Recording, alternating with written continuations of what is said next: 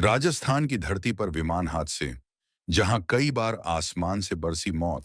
अहमदाबाद में हाल ही में हुए विमान हादसे ने एक बार फिर देश को झकझोर कर रख दिया है। इस घटना की भयावहता के बीच राजस्थान में अब तक हुए विमान हादसों को याद करना बेहद जरूरी हो जाता है। आमतौर पर शांत और स्थिर माने जाने वाला यह राज्य कई बार आसमान से बरसी मौत का साक्षी रहा है। इनमें से कुछ हादसे तो ऐसे रहे जिन्होंने न केवल सैनिक बलों की क्षमताओं पर सवाल खड़े किए, बल्कि आम नागरिकों की सुरक्षा को लेकर भी गंभीर चिंता पैदा की।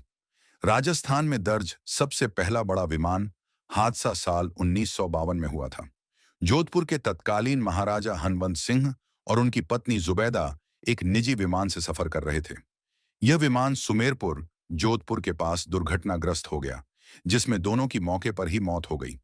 इस हादसे को राज्य का पहला बड़ा नागरिक विमान हादसा माना जाता है, जिसने पूरे देश को गहरे शोक में डुबो दिया था।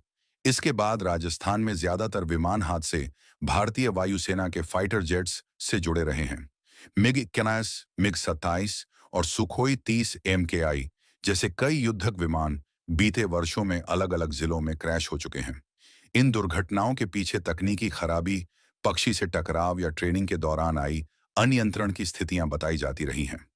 2019 में जोधपुर के पास एक मिग-27 विमान क्रैश हुआ था। यह एक प्रशिक्षण उड़ान पर था, लेकिन सौभाग्य से पायलट समय रहते सुरक्षित निकलने में सफल रहा। 2021 में जैसलमेर के पास मिग-21 दुर्घटनाग्रस्त हो गया। इस हादसे में विंग कमांडर हर्षित सिन्हा शहीद हो गए।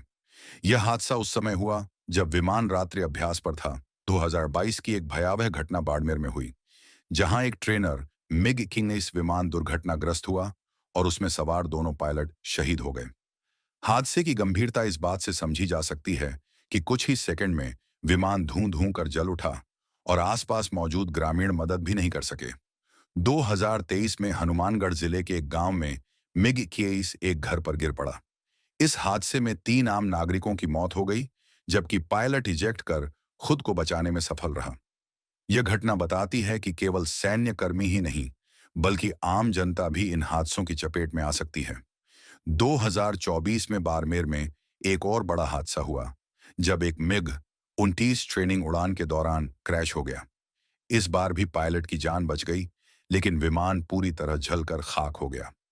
वायुसेना की जांच रिपोर्ट में शुरुआती संकेत तकनीकी गड़बड़ी के रहे। इन सभी घटनाओं से यह स्पष्ट है कि राजस्थान की धरती बार बार वायुसेना के लिए एक चुनौती बनकर सामने आती रही है।